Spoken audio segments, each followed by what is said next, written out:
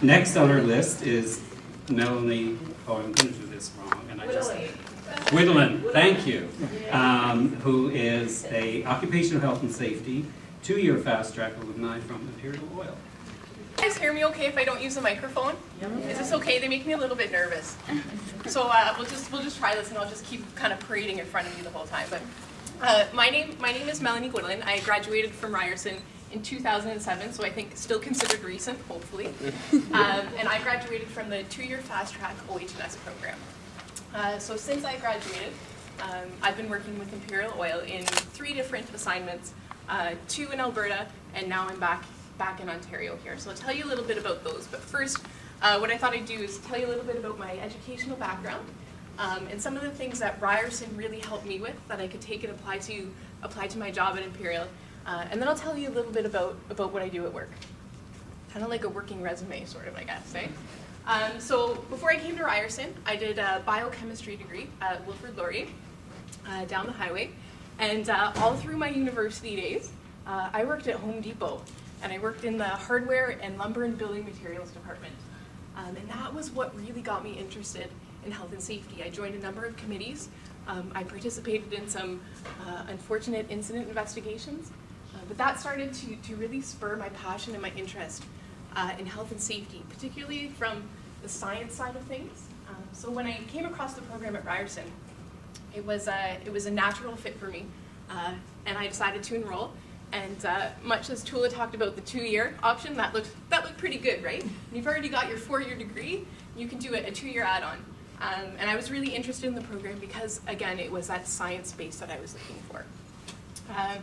So in terms of what I took out of Ryerson and what really helped me within the workplace, I thought long and hard about this one, and I came down to 2 important elements for me. One was the academic program itself and the broad scope of programs that Ryerson offers its students, right? You've got that hard technical science. We take the public health courses to balance that out. And all of the different facets of each of those courses, I think, make you a more well-rounded OH&S professional. Secondly, and I think more importantly, is the opportunity for interaction that the program gives you. Nights like this are a great example. You can take those opportunities and you get to interface with potential employers, right? That looks pretty good. The faculty and staff, and your student body, right? Those are the people that you meet the first couple of weeks of classes and you develop lasting relationships with. And they're going to become your coworkers and working within the industry. And those are the people that you really leverage off of. And I think that was one of the most important things that Ryerson was able to give me, and I took with me to my job.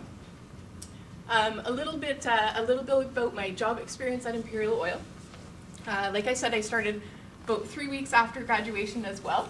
And I went out to Calgary, Alberta, and I worked in downtown Calgary in a high-rise office building. And for about the first 5 or 6 months, I did a lot of training with the company to get to know the corporate nature of the company, and a lot of mentorship. I was fortunate enough to join a group of professionals. There were 10 safety advisors. When I joined the group, I brought the average age down by about 25 years, but really good guys to learn from, right? They came into safety not necessarily from an academic stream, but from an operator stream or field perspective. So they had years of experience and stories that I could listen to and experiences that I could learn from without having all of that experience in place right up front. So I took advantage of that. And after about 6 months, I began to support 3 functional areas. So these were gas plant operations in and around the Calgary area. And when I got out into the field in my hard hat and coveralls, that's what made me tick. That's what I was really interested in. And that's where all of a sudden things started to come together for me and really make sense. So after about a year of doing that, I wanted to get more, and I wanted some more field experience. So I asked for a field assignment, and within probably 3 weeks, I had moved up to Cold Lake, Alberta. I'm not sure if any of you guys know where Cold Lake, Alberta is, but believe me, the name is a very good descriptor. So I took a field assignment in Cold Lake, Alberta. It was about 2 years. And while I was there, I was a field-based safety advisor, and I supported our construction projects group. So in oil and gas, construction projects can be anything from doing survey and stake work clearing bush and right-of-way for those super pads that you guys see, to building roads. I learned more about dirt in 2 years than I'll probably ever need again, but I've got that knowledge. Civil works construction, concrete pouring, mechanical, electrical, pipeline development, so tons of opportunity to learn and to learn hands-on with the guys in the field, and that was a huge bonus for me. After 2 years, I kind of got that itch again, and I wanted to learn about a different part of our business, more sort of on the distribution end of things. And so they found a position for me actually back in Ontario. I'm working in Toronto now with our pipeline and distribution group. So you guys see kind of terminals across Ontario. That's the group that I'm working with right now. And I'm working more in a contract services advisor position now, helping to support our contractors from both Winnipeg and east all the way to Corner Brook, Newfoundland. So I get to do quite a bit of travel and work with a number of vendors who, some of them have good safety systems, some of them have okay safety systems, some of them have great safety systems. So I get to touch on all of that and really help them have ownership in their program. And you see them make that connection right away. So that's pretty much me. I just wanted to finish by letting you guys know, congratulations. This is a big achievement. These awards are very meaningful. I remember sitting where you guys were and the feeling that you get just from being here. So congratulations, and thanks for the opportunity to speak. I'm going to be around after if any of you guys want to chat. So again, take that opportunity to network. That's what nights like this are for. So thank you. Our fourth guest this evening is Jordan Truston, who is a public health, Tustin, I'm sorry, the voices from over, who is a public health 2-year fast track alumni, Health Agency of Canada.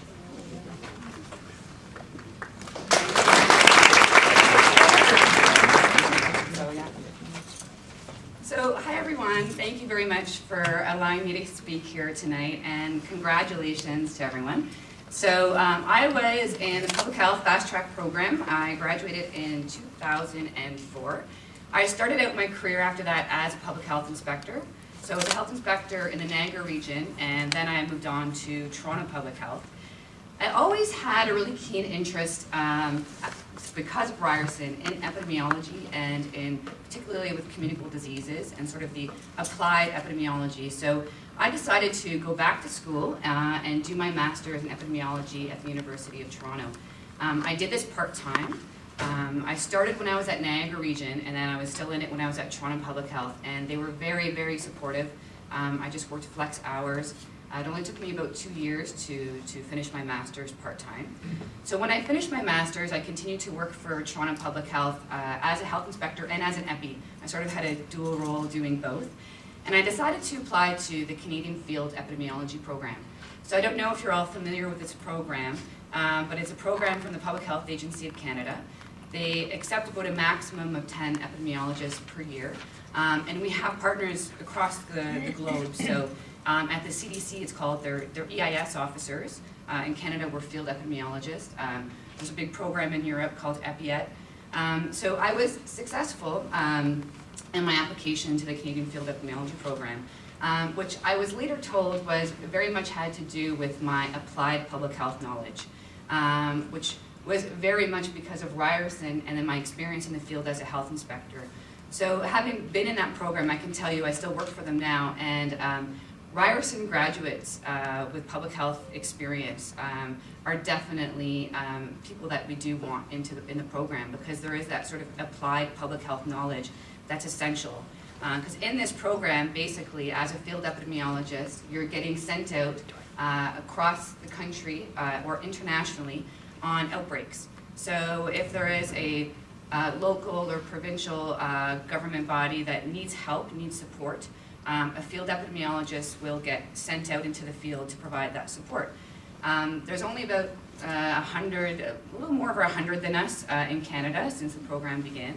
I was placed, you get placed across the country as a placement site. So I was placed in Quebec, where I worked at the local health unit in the Montérégie, and then I worked for the federal office there as well in Saint-Hyacinthe. And again, my public health inspection experience and my knowledge from Ryerson was really important while working in Quebec because their system is very different, where public health inspectors are not actually within the health unit. They're in a separate agency. So that communication between inspection and communicable disease, so the doctors and the inspectors, doesn't happen very easily. So my knowledge there was extremely helpful during my 2-year placement. While I was with the Canadian Field Epidemiology Program, I had some amazing opportunities and experiences.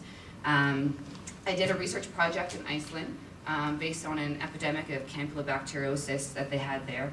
And they put in a novel intervention of freezing all poultry that was contaminated, which still exists in Iceland and worked out really well. There's, the campy rates are back below baseline actually now.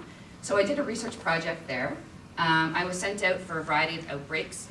So notably I went to a First Nations reserve to investigate a cancer cluster. I went on as a WHO consultant with the STOP program. And if you haven't heard of that program, it's the Stop Transmission of Polio program. So it's CDC and CPHA, the Canadian Public Health Association, are partners in that program. So you get sent to a country as a WHO consultant for 3 months to help them and support them in the work of fighting polio. So I went to Cameroon for 3 months. When I returned from Cameroon, all of the H1N1 stuff started happening. Public Health Agency of Canada decided to send 2 field epidemiologists to Mexico. So I was sent to Mexico City when H1N1 broke out. I was there with another colleague. So actually, there wasn't many Public Health Agency of Canada people there. A lot of lab people went, but on the field there was 2 of us. And we worked with the CDC and PAHO and the WHO. At the onset, really just trying to figure out what the heck was going on. So I was there for about a month in Mexico City. When I returned from Mexico City, I got sent straight out to Nunavut, again to deal with H1N1, to this small little community in Nunavut, and that was definitely an experience that I won't forget. So I had a lot of great experiences with the Canadian Field Epidemiology Program, and actually it's a 2-year program, but I stayed with them for 3 years. Because they needed some extra capacity during H1N1. And in my 3rd year, I worked for vaccine safety, so I actually traveled around the country to investigate adverse events following immunization with the H1N1 vaccine. So I got a lot of experience, and I have to tell you that being sent out on outbreaks, you really do need that applied public health knowledge that you're gaining here. It really is a strong foundation. Because you're going out into the field and you are dealing with public health inspectors. Ultimately, they are the people that you're going to deal with in an outbreak. So having gone to Ryerson and also worked as a public health inspector for a few years was essential in my success. So after the Canadian Field Epidemiology Program, they offered me a job to stay with them. So now I work for the training unit for the Field Services Training and Response Team. Where I help to train all the new field epidemiologists and the public health officers across Canada. And I do that remotely here from Toronto for Ottawa. They were nice enough to let me work from home. And I'm also pursuing my PhD in epidemiology at the University of Toronto. So I just started this year. And again, I was informed that really, the applied public health knowledge that I have was sort of really important for my acceptance into that program. There definitely needs to be people like us, because a lot of times in public health, people are very much research focused, and they don't really have that knowledge about what's really happening in the field and how things, you might have a great idea, but is that actually going to work in the field, and is that actually feasible? So people like us are super important, in all echelons of public health, and there are a lot of opportunities out there to pursue. I guess that's my spiel, and again, thank you very much for inviting me, and congratulations to the award winners, and also really congratulations for choosing Ryerson to jumpstart your career, because it really definitely did for me, and I wouldn't be where I am today if I hadn't decided to come here. So thank you very much.